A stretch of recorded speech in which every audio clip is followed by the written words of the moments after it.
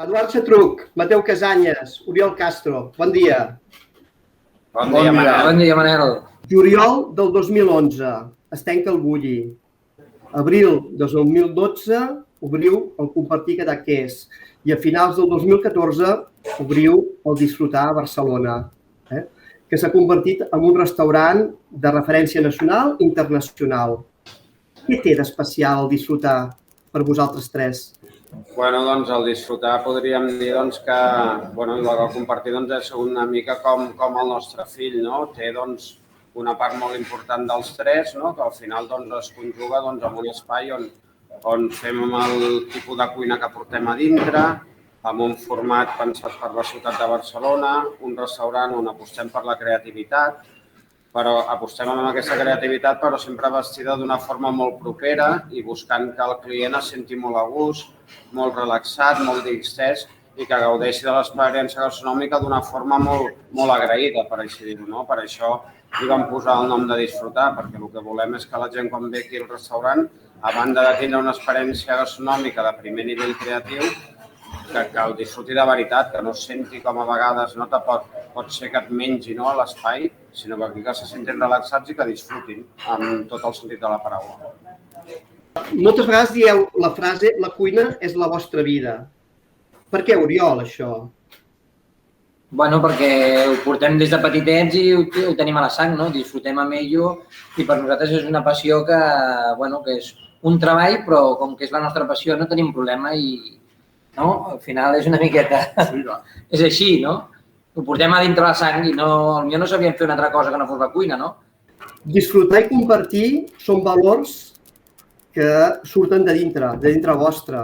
Al igual que els valors que teniu vosaltres de família, els valors que teniu vosaltres del respecte, els valors que teniu vosaltres d'humilitat.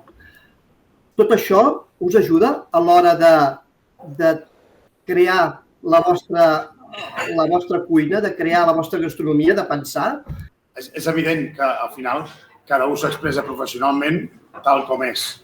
I crec que això ho tenim molt clar nosaltres, que és que no volem ser allò que no som. Llavors, evidentment, quan cuinem, treballem en base als valors que nosaltres tenim molt inherents dins nostre, tal com ens relacionem amb la gent del nostre equip, tal com ens relacionem nosaltres tres, que ja som un cas rar, perquè ja som tres al capdavant d'un projecte molt clar i molt concret, perquè som tres, i això és una complicat, i a la vegada també et dona seguretat, et dona estabilitat, i això també reflexa, evidentment, que tal com ets tu, cuines, i cuinar d'una manera sincera i transparent ho fem perquè nosaltres som així. I quan intentem treballar amb productes d'una manera molt clara, amb sabors molt definits, és perquè creiem en què aquella essència de les coses són el que hem de transmetre, no? I això ho fem també a l'hora de parlar amb la gent que ens acompanya i a l'hora de reflexar-ho en un plat. Al final és evident que són vasos comunicants, evidentment no tot, perquè sempre hi ha contradiccions a la vida, però que els vasos comunicants existeixen. I també és veritat que després del nostre bagatge i el nostre aprenentatge vam començar d'una forma i disfrutar i compartir està canviant i està evolucionant d'una altra forma, tal com som nosaltres i estem madurant i la nostra vida ens ha canviat a nosaltres i ens canvia els nostres restaurants. I jo crec que això és... I ara ho estem gaudint i estem disfrutant i estem fent la creativitat que ens agrada perquè estem més tranquils i feliços, el que deia el Mateu, no? Que al final és així, que com que estem tan còmodes ara amb nosaltres mateixos, doncs estem gaudint, no? I al final la nostra passió és la cuina, no hi ha una altra. Si parléssim de matèries primeres, parlaríem d'una matèria primera que cada any està present amb les vostres creacions. Estem parlant dels fruits secs. Per què això, Eduard? Bueno, nosaltres tres som mediterranis, som de costa, per així dir-ho. El Mateu és de Roses, l'Oriol és d'aquí de Barcelona, jo soc més de Baix de Vila-seca, de Tarragona, però dintre de l'essència mediterrània, doncs, el pipinyoner, l'ametlla, l'avellana, són productes que tenim molt arrelats dintre nostre, igual que l'oli d'oliva verge extra, per així dir-ho. I al final tothom té un ADN culinari que ens ho marca el que mengem des de ben petits, el que culturalment vivim, que fa que siguin els productes que quan vas a cuinar siguin els primers dels quals t'inspires o tires del magatzem, per així dir-ho. I igual que som cuiners que ens encanta tractar el marisc i el peix, doncs els fruits secs, com no, és un ADN de la nostra cuina. Sí, mediterranis ho sou, això està clar perquè, a més teniu collites pròpies de sauco, de romaní, de branques d'olivera, aneu a buscar les ametlles abans d'estar del tot madures, coses d'aquestes. D'on traieu aquest temps i aquesta energia per poder fer això? Oriol? Sens dubte, tant el compartir com el disfrutar, la cuina nostra mediterrània amb la proximitat, com estàvem dient abans, doncs influència molt amb la nostra vida personal de cada un, no? Que nosaltres, quan anem a passejar a la muntanya o al bosc, siguin a buscar bolets, siguin a buscar l'Eduard Avellaners, el que sigui, tenim molta vinculació amb el territori i nosaltres convivim amb la proximitat, no? A vegades amb aquest quilòmetre zero, no? Que a vegades la gent, nosaltres no fem una propaganda que fem quilòmetre zero, però sí que el fem, la veritat, no?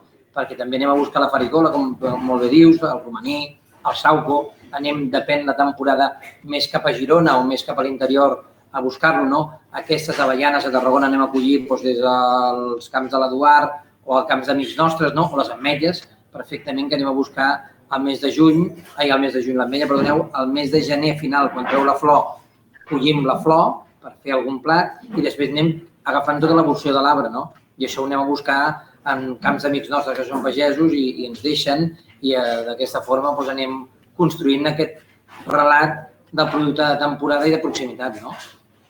També tinc entès que les vostres creacions van més enllà del producte i va per l'aprofitament del producte. És a dir, una mica la cuina de l'àvia, no? Agafar el pollastre i d'un pollastre treure-ho tot. És així, oi?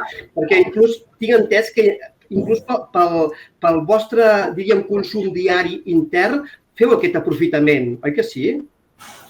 Bé, al final hi ha una qüestió que ja és una mica de vocació i de professió, no? Que és que al final el producte està molt bé parlar de productes des del punt de vista qualitatiu, correcte? Perquè s'ha de treballar un producte de qualitat, el client s'ho mereix, però es pot vigilar la qualitat d'un producte en una pastanaga i es pot vigilar la qualitat del producte en una llagosta. I de retruc, doncs el que nosaltres hem après professionalment parlant i a les nostres cases és que el producte no es pot fer malbé i no es pot llançar de per si. Llavors, si una coliflor ens dona la flor, que és la part més superficial, i ens dona el que és la tija, que també es pot bullir i menjar, doncs per què llançar-ho? Llavors, nosaltres mateixos practicarem l'exemple en el dia a dia dels nostres equips també. I el que fem és simplement, ni ha de ser una part o un producte que fem servir només una part molt concreta, doncs l'altra vegada que en podem treure de profit. És així. Però això és un exemple que hauríem d'aplicar tots a casa nostra, no? Al final, quan parlem de sostenibilitat, d'aprofitament de recursos, no ha de fer cap vergonya de dir que aprofites una part per una cosa i l'altra per una altra. Inclús estem fent ara que hem fet un treball sobre el blat de moro, que fem el suc de blat de moro, i s'està fent un aprofitament de les mermes que teníem, que en vez de tirar-les estem fent vaixelles, no? Estem fent una vaixella amb la merma del blat de moro, no? És aprofitar tot els 360 graus, tot, no? Al final és una miqueta de seny, no? Amb tots aquests valors que esteu dient,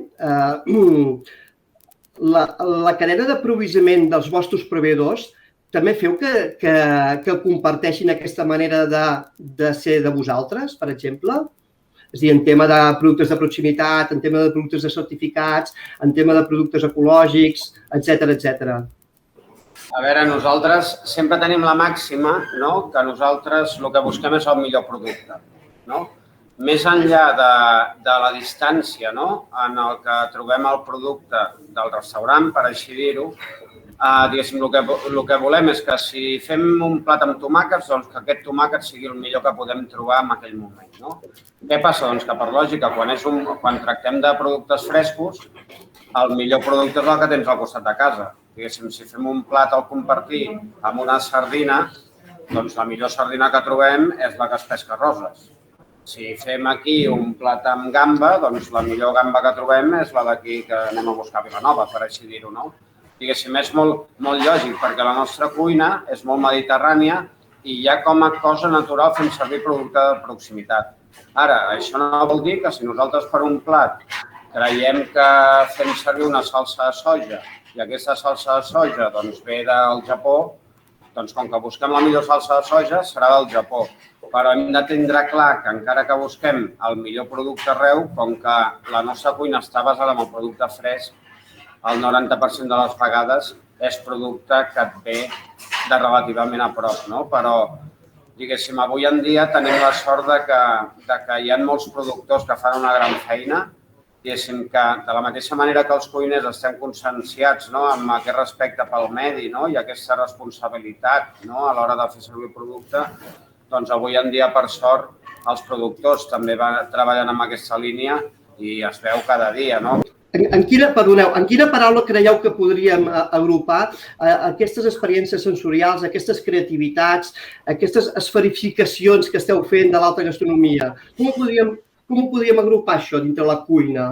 Ens fa difícil també definir nosaltres mateixos amb la feina que fem el dia a dia, no? Però al final nosaltres el que busquem sempre és el sorprendre, aportar valor afegit a la gent quan ens ve a visitar, el que passin una bona estona amb nosaltres, el mostrar-los que estem agraïts que hagin confiat en nosaltres en venir a passar aquest temps aquí en el nostre restaurant, el poder demostrar-los que estem amb la recerca constant de nous camins, no només entendre els productes, les tècniques, les elaboracions.